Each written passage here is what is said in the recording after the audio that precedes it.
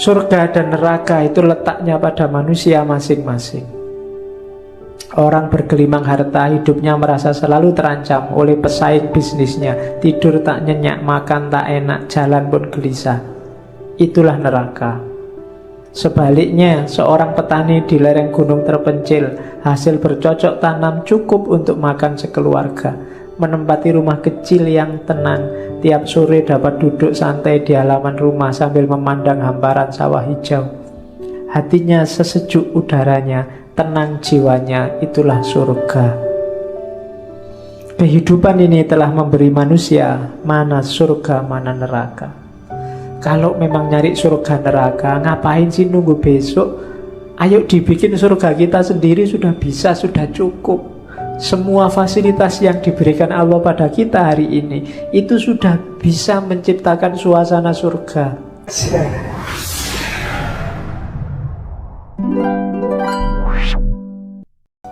Para wali itu hampir, kita kan bolak-balik ngaji beberapa wali, kan tidak ada satupun yang bilang bahwa syariat itu tidak butuh. Bahkan dalam 24 jam kehidupan mereka itu kan banyak kisah-kisah mereka bolak-balik sholat, puasa tidak berhenti-berhenti, malam tidak pernah tidur. Itu ngalang-ngalai kita jauh. Kita sih sibuk sholat zuhur, sholat asar, paling cuma 5 waktu itu. Para wali itu sudah hobinya itu, tidak butuh diperintah-perintah lagi. Puasa tiap hari, zakat, bahkan semua hartanya dikasih kalau ada yang minta.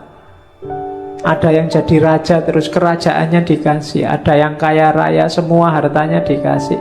Itu para wali. Jadi nggak usah dicek mereka sholat enggak ya, zakat enggak ya, puasa enggak ya. Oh, itu sudah hobinya. Nggak usah dipertanyakan. Syariat itu, kalau ya kayak kritiknya Siti Jenar tadi loh, banyak ulama, banyak santri yang berhenti di syariat. Berhenti itu padahal tidak cukup itu sebenarnya. Jadi maka para wali jarang fokus di syariat. Kenapa? Syariat itu cuma terminal awal yang harus dilampaui. Makanya mereka fokusnya pada beyond syariat tadi. Makanya yang bercita-cita jadi wali, jangan, kenapa kok pengen jadi wali? Enak pak, kelihatannya enggak sholat, enggak puasa, enggak. Coba dibaca kisah para wali itu. Justru mereka suka sekali melakukan apapun yang membuat Allah berkenan, yang semakin membuat mereka dekat sama Allah. Ada yang sehari semalam sholatnya bisa ratusan ribuan rakaat. Kalau contohnya minggu lalu Syekh Abdul Qadir Jailani. Syekh Abdul Qadir Jailani itu kelihatan tidak ada tidurnya. Kalau habis subuh dia ngajar. Nanti sholat zuhur, habis zuhur dia buka praktek. Buka praktek dalam arti menerima tamu-tamu yang biasanya minta fatwa tentang hukum, karena Syekh Abdul Qadir Jailani kan ahli fikih juga. Nanti habis asar sedekah, wajib itu. Habis asar apa yang dia punya diserahkan pada fakir miskin sebagian. Nanti maghrib makan. Kenapa? Karena buka puasa. Jadi maghrib makan, dan cirinya tidak pernah mau makan sendirian, mesti nyari teman. Bedanya kita kalau mau makan enak sembunyi-sembunyi. Kecuali tidak punya duit buat ke warung, baru nyari teman. Kalau Syekh Abdul Qadir Jailani tidak pernah makan sendirian, selalu nyari teman. Nanti isya sholat, habis isya ngajar lagi, yang biasa ceramah banyak orang itu. Setelah itu ya sudah asik sama Allah. Yang diceritakan si Abdul Qadir Jailani ya kebiasaannya satu malam khatam Al-Quran sekali. Dan sering-sering wudunya sholat isya itu belum batal sampai sholat subuh. Itu si Abdul Qadir Jailani. Kalau kita kan juga sering begitu, cuma subuhnya jam 4:15. Terus isaknya jam 4 pas.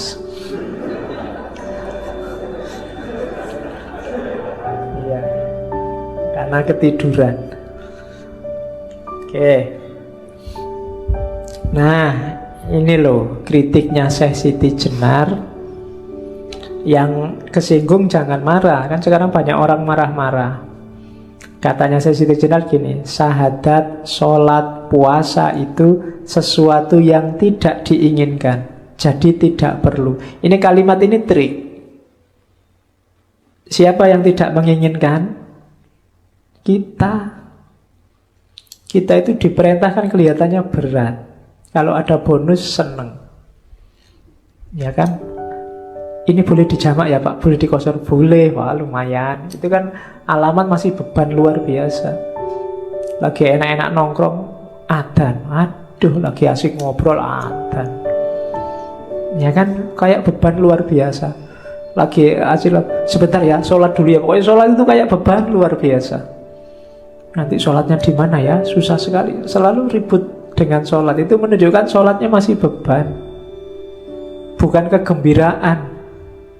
Jadi sholat diakui atau tidak, jangan-jangan tidak kita inginkan. Puasa kan juga begitu. Seandainya hari ini turun ayat Ramadan itu boleh puasa dan boleh nggak puasa, insya Allah kita tidak akan 30 hari puasa. Sesuatu yang tidak inginkan. Dan sesuatu yang tidak kita inginkan itu berarti kita tidak rela, tidak ikhlas. Jadi tidak perlu. Banyak loh ayat yang bunyinya begini, kam min so'imin, berapa banyak orang puasa yang hanya dapat ju' wal atos. Dia nggak dapat apa-apa, cuma dapat lapar dan haus saja. Itu bahasa Siti Jenar. Jadi tidak perlu ngapain lapar-lapar nggak dapat apa-apa. Banyak yang sholat nggak dapat apa-apa, cuma dapat capeknya saja. Beberapa hadis ada yang bunyinya semacam itu. Itu sebenarnya senada dengan kalimat ini. Syahadat, sholat, puasa itu tidak diinginkan, jadi tidak perlu. Wong terpaksa semua. Mana ada nilai perbuatan yang terpaksa? Kejahatan pun kalau dipaksa kan tidak bisa dihukum orangnya. Kenapa kok kamu memperkosa? Saya diancam ya Pak, kalau nggak memperkosa dibunuh saya. Nah, itu kan dia tidak bisa disalahkan, wong diancam. Terpaksa, ya terpaksa Pak, gimana lagi? Oke. Yang kedua, adapun zakat, naik haji ke Mekah itu palsu semua. Nah, kenapa yang zakat dan haji disebut palsu? Karena seringkali jadi media untuk pamer. Itu kan, haji itu kan kadang-kadang jadi media pamer yang luar biasa. Sudah haji Pak? Sudah. Wah bagus, sudah haji. Ada hanya itu kan beda sudah. Di depan, ya kan? Ha, siapa? Udah luar biasa. Makanya besok kalau punya anak kasih nama Haji dulu di depannya. Biar aman dia, sudah haji duluan. Zakat juga begitu. Ajang pamer, ajang. Makanya disebut wus palson kabeh, sudah palsu semua. Sudah palsu itu berarti dulunya nggak palsu, sekarang kita yang bikin dia kayak palsu. Sama, akhirnya nggak ada nilainya. Itu seluruhnya kedurjanaan budi, penipuan terhadap sesama manusia. Kenapa yang ditipu sesama manusia? Ya Allah tidak mungkin ketipu. Yang ketipu kan manusia. Wah ini orang dermawan loh, ini sudah haji mesti karakternya baik. Oh ini rajin ke masjid loh, mesti orang baik. Yang ketipu manusia. Dan orang yang menipu manusia itu durjana budinya, akhlaknya rusak. Orang-orang dungu yang mengikuti aulia karena diberi harapan surga di kelak kemudian hari, itu sesungguhnya keduanya orang yang tidak tahu. Kebanyakan orang-orang semacam ini ya tidak ngerti ilmunya, hanya ikut-ikutan. Sholat, zakat, puasa, haji, ya yang lain sholat ya sholat, yang lain zakat ya zakat, yang lain haji ya haji. Ilmunya tidak ngerti. jadi ajang pamer pencitraan bahwa saya sudah religius loh, aku ini orang soleh loh, dan seterusnya. Palsu semua. Nah, terus Siti Jenar bilang, lain halnya dengan saya. Tidak pernah saya menuruti perintah budi, bersujud-sujud di masjid mengenakan jubah. Pahalanya besok bila dahi sudah tebal, kepala berbelulang. Jadi maksudnya aku tidak mau pamer-pamer kayak gitu, menunjukkan aku ini lo wali, aku ini lo orang soleh, aku ini lo ustadz. Ya kan, katanya Siti enggak mau saya pamer-pamer kayak gitu, itu pamer dahi segala. Kan enggak. Ya ini enggak nyindir siapa, kalimatnya memang begitu. Iya, enggak, itu bukan dahi hitam, dahi menjadi tebal, sudah kapalan di sini karena terlalu sering sujud. Nah ya, saya enggak tahu bahasa Indonesianya kapalan itu apa? Kapalan. Ya. Kapalan kok di sini tidak enak ya, enaknya di kaki, jadi kemana-mana naik kapal. Oke, sesungguhnya itu tidak masuk akal. Tidak usahlah mencitrakan dirimu lebih mulia, lebih alim, lebih soleh. Buat apa? Di dunia ini semua manusia sama. Mereka semua mengalami suka duka, menderita sakit, duka nestapa. Tidak beda dengan yang lain. Kita itu sama saja, makanya tidak usahlah saling mencitrakan. Oleh karena itu saya, Siti Jenar, hanya setia pada satu hal saja, yaitu Gusti Zat Maulana. Saya hanya setia pada Allah saja, tidak akan pada manusia.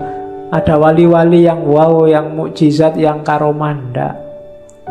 Saya tidak akan kagum, dan aku juga tidak akan mencitrakan diriku, menyombongkan diriku, dan seterusnya. Jadi itulah titik-titik kepalsuannya. Bukan sholatnya salah, bukan puasanya salah, zakat hajinya salah, manusianya yang palsu semua. Oke. Terus sekarang katanya Siti Jenar, surga dan neraka itu bukan tujuan. Katanya Siti Jenar, orang mukmin telah keliru karena mengerjakan sholat, jungkir balik mengharapkan surga. Para ulama menyesatkan manusia dengan menipu mereka jungkir balik 5 kali, pagi, siang, sore, malam, hanya untuk memohon imbalan surga. Orang seperti itu sungguh bodoh dan tak tahu diri. Jikalaupun seseorang menyadari bahwa sholat itu dilakukan karena merupakan kebutuhan diri manusia sendiri untuk mengetahui, untuk menyembah Tuhannya, manusia ternyata tidak menyadari keserakahannya dengan minta-minta imbalan surga. Orang-orang telah terbius oleh para ulama sehingga mereka suka berzikir dan disibukkan oleh kegiatan menghitung-hitung pahala tiap hari.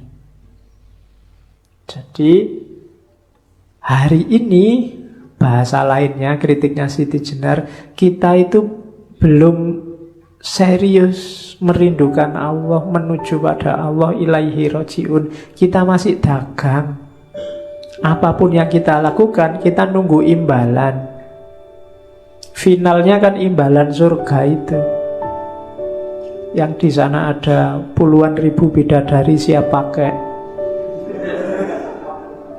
Tuh ya kan, siap pakai, masih grace semua. Dan katanya selalu perawan. Saya tidak tahu kamu seneng apa enggak kalau perawan terus-terusan. Katanya perawan itu susah, jadi tiap hari susah kamu nanti perawan terus. Oke, jadi itukah yang ada di kepalamu kan gitu. Nggak apa-apa Pak, saya sengsara, besok di surga aku mau balas dendam. Lah, pikirannya masih surga. Allahnya lagi-lagi di luar radar. Ya bahasa lain ajarannya Siti Jenar itu ya level-level dasar anak-anak kecil yang kalau mau sholat nanti tak kasih hadiah, itu level surga neraka. Kita yang sudah dewasa keimanannya masih itu. Masa masih mimpi surga dan neraka? Milih mana, dikasih surga dan neraka tapi tanpa Allah, atau misalnya begitu. Bisa saja surga neraka tapi tanpa Allah, kalau Allah mau. Atau Allah saja nggak dikasih surga neraka juga tidak apa-apa. Atau otomatis kalau kita dekat sama Allah dikasih surga. Atau sudahlah, nggak usah dipikir imbalan itu. Kita jangan dagang lagi sama Allah. Kurang apa Allah ngasih kita kok masih minta aja. Kita dibikin ada, itu sudah luar biasa loh. Karena kita bisa tidak ada, tapi Allah mengizinkan kita ada, itu sudah harus terima kasih luar biasa. Kita bisa menikmati macam-macam sekarang, itu izinnya Allah. Lah kok sholat sehari cuma 5 kali, itu pun tidak ada 3 menit, nuntut imbalan surga. Kayak Allah belum pernah ngasih apa-apa. Itu bahasanya Siti Jenar. Surga dan neraka itu letaknya pada manusia masing-masing. Orang bergelimang harta, hidupnya merasa selalu terancam oleh pesaing bisnisnya. Tidur tak nyenyak, makan tak enak, jalan pun gelisah. Itulah neraka. Sebaliknya, seorang petani di lereng gunung terpencil, hasil bercocok tanam cukup untuk makan sekeluarga, menempati rumah kecil yang tenang. Tiap sore dapat duduk santai di halaman rumah sambil memandang hamparan sawah hijau. Hatinya sesejuk udaranya, tenang jiwanya, itulah surga. Kehidupan ini telah memberi manusia mana surga, mana neraka. Kalau memang nyari surga neraka, ngapain sih nunggu besok? Ayo dibikin surga kita sendiri, sudah bisa, sudah cukup. Semua fasilitas yang diberikan Allah pada kita hari ini itu sudah bisa menciptakan suasana surga. Kecuali kita sendiri yang tidak bersyukur. Apa sih yang kamu kurang? Apa sih yang kecuali hasratmu tidak jelas, minta macam-macam, tidak bisa menikmati yang sekarang kamu miliki. Kalau sudah menikmati apa saja yang dianugerahkan Allah, saat itu juga surga lahir. Biasanya orang itu fokus pada apa yang dia belum punya. Itu yang bikin orang susah bersyukur, tidak bisa menemukan surga. Uangnya banyak tapi tidak punya pacar, mesti yang dipikir urusan pacar ini terus. Ada yang punya pacar tapi tidak punya duit, yang dipikir mesti duit terus. Punya pacar, punya duit, tapi tesisnya nggak jadi-jadi, mikirnya tesis terus. Kapan syukure? Ya tesisnya digarap, ya nyari pacar, ya nyari uang, tapi ndak usah sampai segitunya, ndak usah lebay. Bahasanya anak hari ini loh. Sangat banyak nikmatnya Allah yang kita dapatkan, itu syukuri dulu surga.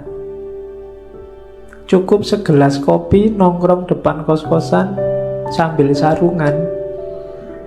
Tuh, kalau bisa menikmati kan inilah surgaku, kan tidak masalah. Ya, oke, lu tidak apa-apa tuh, itu surga. Nggak usah nunggu lama-lama, besok di akhirat kamu tidak mesti masuk surga masalahnya. Nikmati sekarang aja.